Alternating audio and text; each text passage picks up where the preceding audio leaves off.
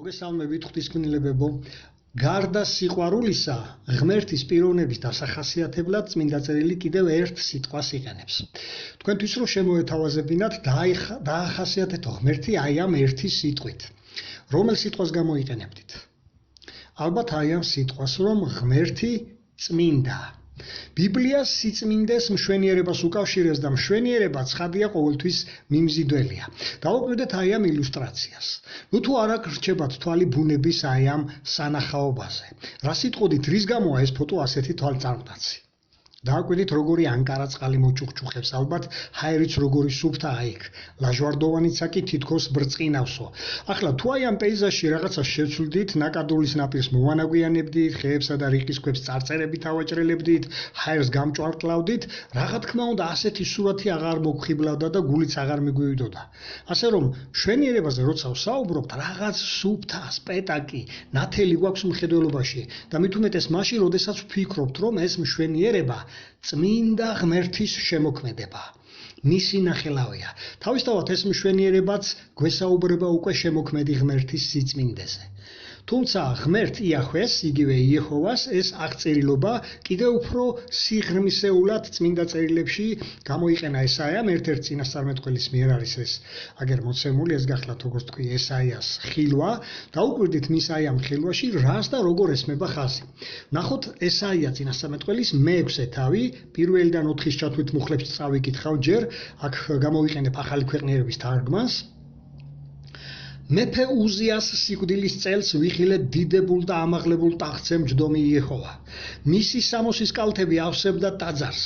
სერაფიმები იდგნენ მის ზემოთ. თითოეულს 6 ფრთა ჰქონდა. 2-ით სახეს იფარავდა, 2-ით ფეხებს, 2-ითაც დაფრინავდა. ერთი მეორეს გასძახოდა: წმინდა, წმინდა, წმინდა იეჰოვა ლაშქართა ღმერთი. დედამიწაზე ყველაფერი მის დიდებას ირეკლავს. შეირყა ზღურბთა წირთხელები იმის ხმაზე, ვინც იძახდა და ნელა კვამლით აივსო სახლი. დაუკვირდით სერაფიმების შეძახილს. ისინი სამჯერ უსვამენ ხაზს, რომ იეჰოვა წმინდა, რასაც უდიდესი მნიშვნელობა აქვს. ღვთის სიწმინდე არ ნიშნავს იმას, რომ იგი თავმომწონე ან ქედმაღალია და სხვებს აბუჩად იგდებს. პირიქით, მას თავად სძულს ასეთი თვისებები. ძველ ებრაულ ბიბლიურ ენაში ეს სიტყვა წმინდა მომდინარეობს გამოთქმიდან, რომელსაც გამოცალკევების მნიშვნელობა აქვს. სიწმინდე, სისპეტაკისა და სისუფთავის მნიშვნელობასაც მოიცავს. თუმცა ეს იმას არ გულისხმობს, რომ ღმერთი განცალკევებითაა და მეტისმეტად შორს არის არასრულყოფილი ადამიანებისაგან. ის თავის სიწმინდის გამო შორს ნამდვილად არ იჭერს თავს ჩვენგან. ის უბრალოდ განცალკევებულია იმ გაგებით, რომ მხოლოდ ის არის უზენაესი ღმერთი, მხოლოდ ის არის სპეტაკი, მხოლოდ ის არის სუფთა, მხოლოდ ის არის მარადარსებული. ასევე იმ გაგებითაა გამოცალკევებული, რომ ცოდვასთან არაფერი აქვს საერთო. მისი სიწმინდე სრულიად გამორიცხავს ნებისმიერი ცოდვას კვალს. სიწმინდე იეჰოვას ბუნების განუყოფელი ნაწილია. მის გარშემო ყველაფერი სპეტაკი, სუფთა, უმანკოა, ვინაიდან მთელი სიწმინდით ჩანს იეჰოვაში სიწმინდე. და ამიტომაც სამართლიანად შეიძლება ითქვას, რომ ის არის ყოველთვის სიწმინდის დასაბამი.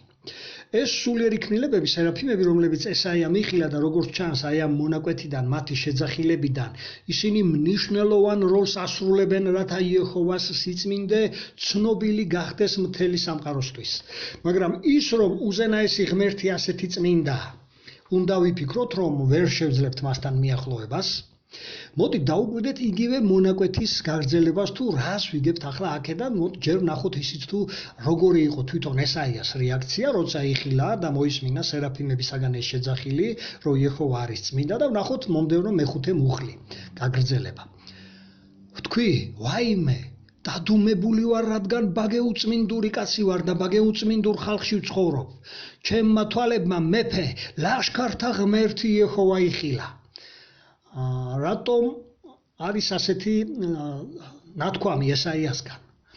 იეჰოვას უსაზღრო სიწმინდემ შეახსენა ესაიას, თუ რამდენად ცოდვილი და არასრულყოფილი იყო იგი.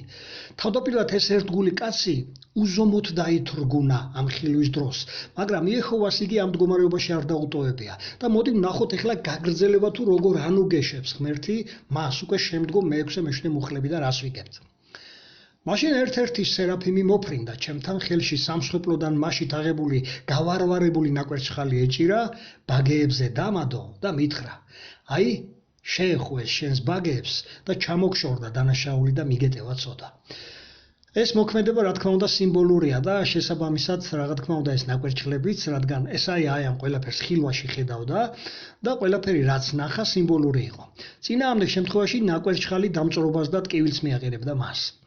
ასეთი სიმბოლური მოქმედებით სერაფიმმა შეახსენა ესაიას, რომ თუმცა ნამდვილად ბაგე უწმინდური და არასრულყოფილი იყო, მაინც შეეძლო წმინდა ღვთის წინაშე წმინდად წარდგარიყო და ეს თავად ღმერთის სურვილია, რომ ადამიანებმა იხილოს ეს თვითონ თავად ადამიანი მიუახლოვდეს მას და თვითონ ეს თავისი ქმნილებები იხილოს განწმენდილები.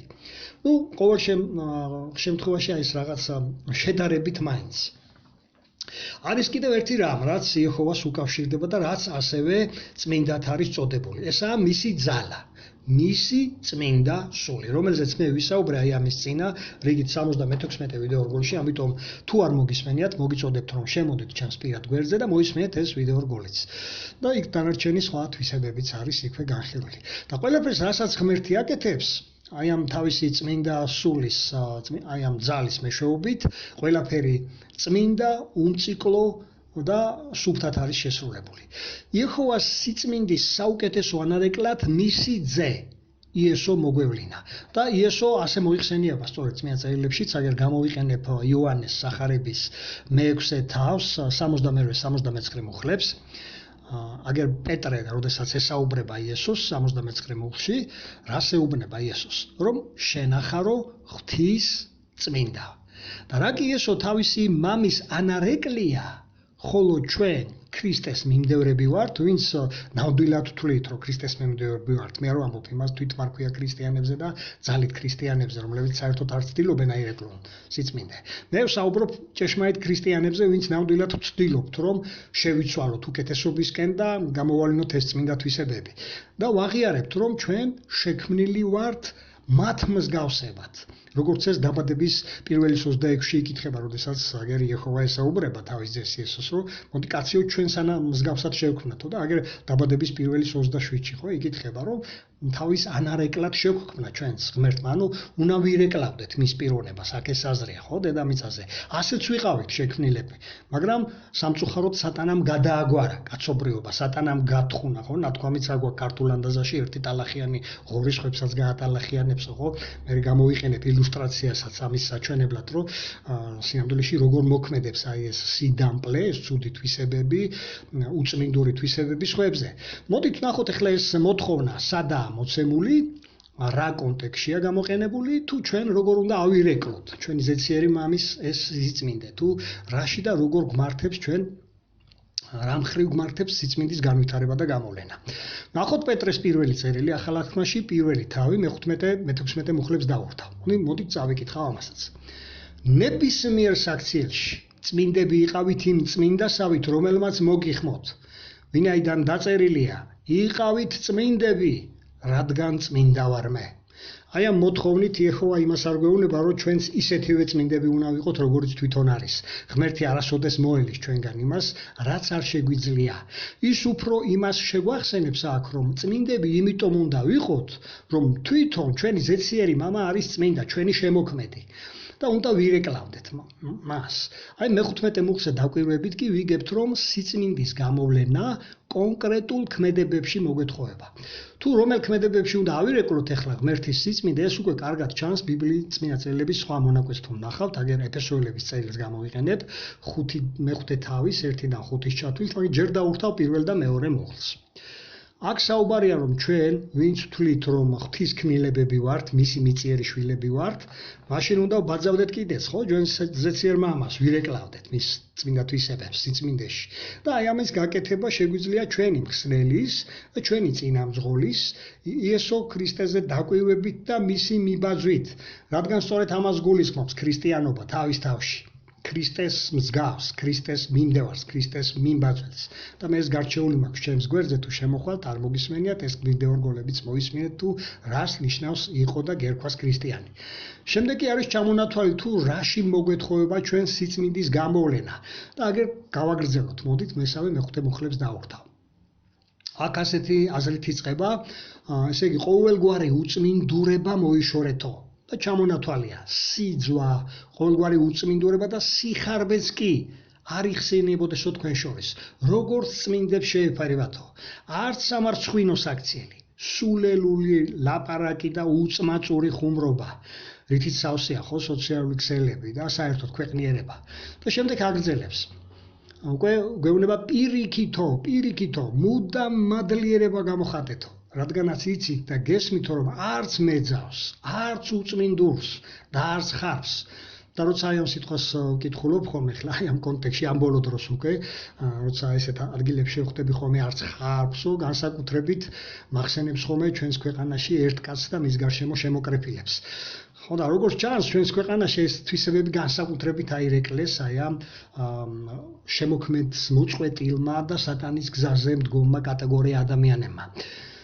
და ეს რეალურად სრულდება ხო დღეს ჩვენს წინაშე. და აქ ასევე საუბარია იგივე კეფთარმაყვანის სცენელს, რომელში უკვე იგულისხმებიან სასულიერო ლიდერებიც, ხო ისინიც გამოირჩევიან ნამეტანი სიხარბით, კეფთაყვანისმცემლობით და ამაზე სხვაგანაც ამიღნიშნავს რა არის კერპი. კერპია ყველაფერი ის, რასაც ღმერთზე წინ და ღმერთზე მაღლა დააყენებს ადამიანი. ეს შეიძლება იყოს ხატები, საგნები, ფული, ავტომობილი, მუცელი, სამსახური, ცოლშვილიც კი. და წმინდა წერილების თანახმად არაფერი არ უნდა დავაყენოთ მასზე წინ და მასზე მაღლა, ვინც სამყარო შექმნა, ვინც შექმნა თითოეული ჩვენგანი, ვისი ქნილებებიც ვართ მოკლედ. და ბოლოში ისევ ხაზგასმაა ასეთი, რომ ესაო კრიტერიუმი, ანუ ფილტრი, თუ ვინ დაიმკვიდრებს ღვთის სამეფოში, ვინ დამკვიდრდებიან, რომლის მეფედაც უკვე იესო ქრისტეა დანიშნული იეჰოვასაგან, თუ რა შემთხვევაში დაკარგავენ ადამიანები აი ამ ბრწყინვალე შესაძლებლობას, თუ კი აი ამ ფილტრს ვერ გაივლიან. და ვერ მიიღებენ უკვე იმ მარადიულ კურთხევებს, მარადიულ სიცოცხლეს, მარადიულ სამყოფელში. როდესაც ეს მოხდება, ხო, ეს იქნება მისი მოსვლის მეორე კულმინაცია, თუ ვისაც გწამთ რომ პირველად მოვიდა და სახარებები იცით, ეჭვი არ უნდა შეიტანოთ რომ მისი მეორე მოსვლა მოხდება და ამისი უამრავი ნიშნები და არგუმენტები დავდე მე ჩემ გვერდზე. და ახლოა ეს, ხო, ეს ქრისტეს 1000 წლიანი მართლობა ქვია ამას, როდესაც დაასრულებს ქრისტე ადამიანურ მართლობებს დედამიწაზე ყველა სახელმწიფოს, ყველა ორგანიზაციას, თუ კი რამე შეუქმნიათ კაცობრიობას და დასრულდება ჩვენი წელთაღრიცხვა და დაიწყება ახალი ერა. ქრისტეს 1000 წლიანი მართლობა ქვია ამას. აი ამას ვერ დაიმკვიდრებთო. და სიწმინდის დაცვა მოიცავს რას? ეხლა დავაკვირდეთ ეს ფილტრი, ვინც უნდა გავიაროთ, ეს კრიტერიუმი. 4 მხარეს ესაა გონებრივი სიწმინდე, ფიზიკური სიწმინდე, სულიერი სიწმინდე, ზნეობრივი სიწმინდე. ჩემ მსმენელების იმ კატეგორიას მინდა ბოლოს ორი მოკლე რჩევა გაჩვენოთ წმინდა წერილებიდან თუ რა დაგეხმარებათ აი ამ სფეროში სიწმინდის განვითარებაში, რომ წინ წაიწიოთ. ფაქტიურად ორივე რჩევა ერთი და იგივე საკითხს მოიცავს. მოდით ნახოთ ჯერ კორინთელთა პირველი წერილი. თუ მოისმინე აი ამის წინა გასული ვიდეო, სადაც ვისაუბრეთ ცუდ ჩვევებთან და უარყოფით თვისებებთან გამკლავებაზე, და იქ შესაძლოა ამოიცანი კიდეც რაღაც ჩვევები, რომელიც შენ გახასიათებს, შესაძლოა ებრძვი კიდეც, მაგრამ რაღაც გიშლის ხელს. ერთ-ერთი ფაქტორი, რაც შეიძლება ხელს გიშლიდეს, ეხლა აი ამ მონაკვეთში არის ზუსტად მოცემული, ეს არის კორინთელთა პირველი წერილის მე-15 თავის 33-34 მუხლებს დავურთავ. დააგვირდი? პირდაპირ გვეუბნება ვინ გვიშლიან ხელს აი ამ გზაზე, წმინდა გზაზე. ესაა ცუდი საზოგადოება, ცუდი მეგობრები, ვინც უარყოფით გავლენას ახდენენ თქვენზე. დააკვირდით, ვინ ახდენენ ხოლმე თქვენზე უარყოფით გავლენას, ვინც გიბიძგებენ ხოლმე ცუდისკენ. მოდი, რა უნდა გავაკეთოთ ასე დროს, ხო, ვიდრე მაგას გაჩვენებთ. ასეთი ილუსტრაცია კვლავ მინდა დავურთო ამას. ხედავთ ხო? რომ როდესაც ადამიანები ვირჩევთ მეგობრებს, გვინდა თუ არ გვინდა ისინი ყოველთვის მოახდენენ ჩვენზე გავლენას. ან ცუდს, ან კარგს. ეხლა ნამდვილი მეგობარი ვინცაა და იმას არ უნდა რომ წმინდა ცხოვრებით იცხოვროს, ის ყოველ შემთხვევაში შენ მაინც გირჩევს რომ შენ თავი არ დაანებო ამასო.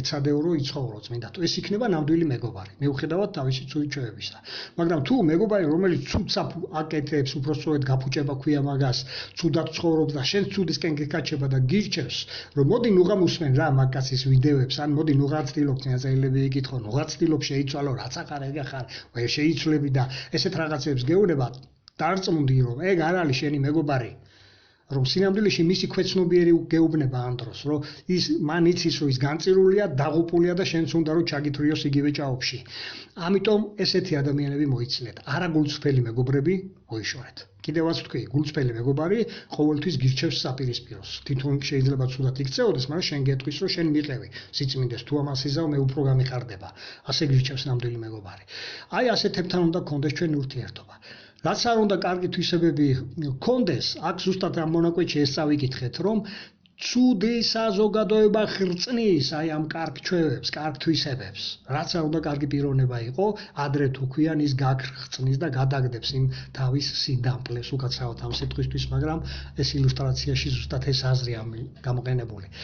აი ამ ფოტოზე.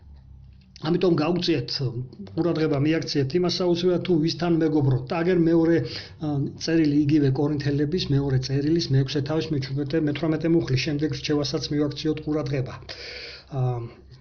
როგორ დავიწყე ეს ვიდეორგოლი მოდით გაიხსენეთ. თუ რას ნიშნავდა წმინდა სიტყვა, ხო?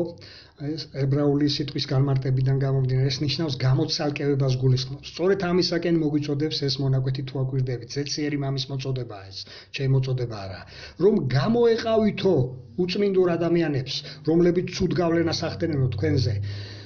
ზნეობრივად იქნება თუ სულიერად, დაუკვირდით მას, ამოიცანით, გამოეყავით და მე მიგიღებთო თქვენ და თქვენი მამა გავხდებიო და თქვენ ჩემი შვილები იქნებითო. ამიტომ მოდით მოусმინოთ ზეციერ მამას და მის აი ამ წმინდა რჩევებს.